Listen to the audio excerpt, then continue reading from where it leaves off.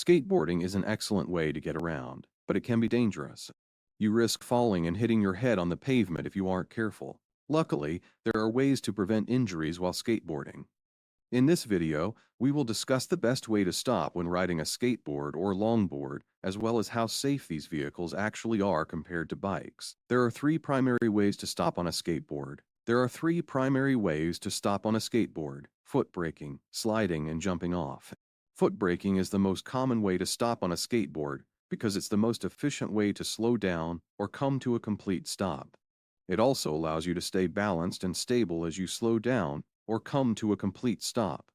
Sliding is another great option for stopping when done correctly. However, this isn't always an option depending upon your speed and terrain conditions. Sliding can sometimes cause injury. Sliding should be used if you're unable to use foot braking because of limited space or other factors such as riding in wet environments where stopping suddenly could cause serious injury due to skidding out, similar concept as hydroplaning in cars. Jumping off is typically only necessary if your board has become uncontrollable due to something like water underneath your wheels, causing them not being able to grip onto anything. This usually happens when skating on wet pavement surfaces such as concrete sidewalks, driveways, etc. So keep that in mind while skating outside during rainy days. Number 1. Foot braking. Foot braking is the best way to stop on a skateboard, longboard, downhill skateboard, or street skateboard. To foot brake, turn the bottom of your front truck to the left and push your front foot against it. You will slide forward and then come to a quick stop. If you want to slow down before reaching other skaters at an intersection or traffic light, place both feet together on top of one another with heels touching and toes pointing outwards like they were doing heel clicks in ballet class. With your feet in this position, lean back slightly while still pressing down hard on your front truck's turnbuckle so that all four wheels are pushed up against each other and create friction between themselves, as well as whatever surface they're rolling over, like grass. This will allow you to gradually decrease speed without having to use any brakes at all. Number 2. Slide braking or sliding. Sliding is a good way to slow down, but it is not a good way to stop. If you are going fast, you can slide and stop at the same time. But if you are going slow, it will take longer or cause more damage to your board if you try stopping by sliding instead of using some other method listed above. Sliding on your knees or butt can be dangerous because they may hit something hard like concrete or asphalt while going fast enough that they don't have time to react before they hit it.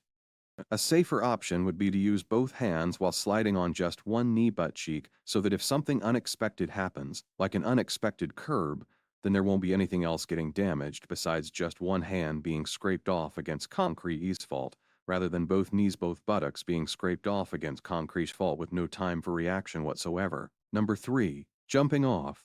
Jumping off your skateboard is not a good way to stop on a longboard. You'll probably fall off, and you'll definitely look like an idiot. If you're going fast enough, the impact from jumping off will likely give you a serious road rash. It's also very difficult to jump off with any control over where you land and how hard, which means that if there's another car parked nearby, or if there are pedestrians walking nearby, there's a good chance of hitting them when landing. Jump-offs are great for stopping on skateboards because they give those boards much more surface area than other types of boards, like longboards, which means they can slow down faster than other kinds of wheels by sliding across the ground instead of having to turn their momentum into friction against pavement every time they hit an incline or decline in their path, which would happen if someone tried using this tech. How do you stop on a longboard? Braking is accomplished by applying pressure to the front foot.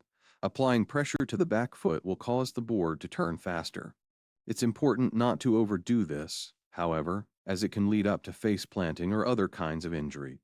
Use both feet together to stop. This method is slow but safe and effective if you're new at stopping on a skateboard. The downside of using both feet is that it takes longer than using just one, so if you're in a hurry and want faster results, then go with option 2 instead. Braking with only one foot while pushing down on either side of your skateboard, front or back. How do downhill skateboarders stop? 1. Downhill skateboarding differs from street skating in several ways. First, the equipment is different. The boards are longer and wider than street skates, and they're often made of metal or plastic instead of wood, which makes them more durable. 2. Secondly, downhill skaters use their trucks, the axles, to steer rather than their feet. 3. Thirdly, downhill skateboards don't have kicktails, the back portion at the top of a deck that helps you grind on ledges or rails and do other tricks because they're not used for grinding. Instead, downhill skateboards have tails that allow riders to pop off curbs and drop into steep slopes safely by providing enough cushioning against impact with asphalt streets at high speed. 4. Finally, downhill skating requires different safety precautions than street skating does because it's far more dangerous. You'll need a helmet, knee-shin guards, and maybe elbow pads or wrist guards, and gloves with padding if you want to prevent injury when skating downhill. 5. Wearing gloves and wrist guards together offers protection from cuts when you're traveling on bumpy roads, thanks to the extra layer between them protecting each other from getting scrapes or cuts, which could lead to infection if untreated immediately after injury occurs due to the dirt and bacteria found on the ground. Are skateboards safer than bikes? In short, skateboards are safer than bikes and are less likely to get stuck in traffic. They're also lighter and easier to carry around, unlike bikes that require a bike lock if you want to leave them outside of your home or office building. A third advantage is that skateboards don't get stolen as often as bikes do. This is because they're smaller, which makes them an unattractive target for thieves. Finally, skateboards are more fun to ride than bicycles. Skaters can also move faster on their boards compared with cyclists because there's no need for pedaling when riding a board, if there were pedaling involved. This means that the rider can go faster without having to expend much effort. Skateboards cost less than bikes too. In fact, many people think one could buy 2 good quality skateboards for the price of just one decent-looking road racing bike. In conclusion, there are many ways to stop on a skateboard. You can use the side of your foot or your front truck. The most effective method I have found is to use both feet and place them on different sides of the board. However, it's important that you practice this in a safe environment before trying it out at high speeds.